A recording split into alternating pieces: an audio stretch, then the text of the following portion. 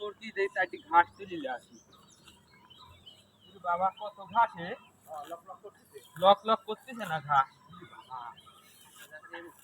ঘাসের গাছি বইটা মেলা কয়েকদিন পর দেখতে আইনু বইটা কি হলো, মেলা দিয়ে সার ওষুধ দিচ্ছি কিন্তু বইটা তো কিছু হচ্ছে না। এত সার দিচ্ছি, এত টাকা খরচ করতেছে এই বইয়ে। রে বইয়ের মধ্যে কিরা রে, এই কিরা রে, এই আমি ভাই কি ভাই, এই তুই আমার ভুঁয়ের মধ্যে কি করিস? আমি তো জানিনি ভাই চারটি ঘাস কাটতেছি বলছি। তুই আমার ভুঁয়ের মধ্যে বর্গির ঘাস কাটতেছ? আমি কি জানি ভাই কোন, তুই জানিস না এই ভুঁইটা আমার আবাদ করতে কত টাকা খরচ হচ্ছে? ঘাস তুলবো মানে আমি তো জানিনি। অল্প চারটি ঘাস তুলছি ভাই। তুই আমার ভুঁয়ে ঘাস তুললু কেন? অল্প চারটি ভাই, এই যে একটা ঘাস কাটছি দেখি আমাকে মারতেছে। আমরা গরিব মানুষ দেখি কি বলকি গরু বলকি খাওয়া বলা ঘাস।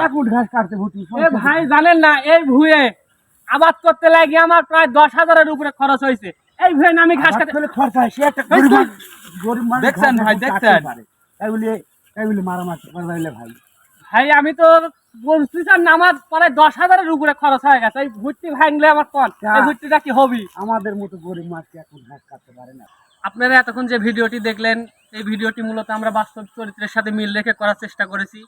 এখনকার অনেক সমাজে দেখা যায় অনেক মানুষই গরিব, তাদের নিজস্ব কোনো জমি নেই, তারা অন্যের জমিতে ঘাস কেটে গরু কিংবা ছাগলকে খাওয়ায়, তাদের সাথে বিভিন্ন ধরনের নির্মম অত্যাচার হয়।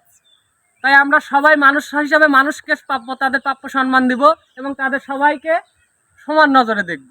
আমার 2টা টাকা আছে বলে আমি কাউকে অপমান করবো এই ধরনের মন্তব্য রাখা একটা মানুষের কখনোই কাম্য নয়।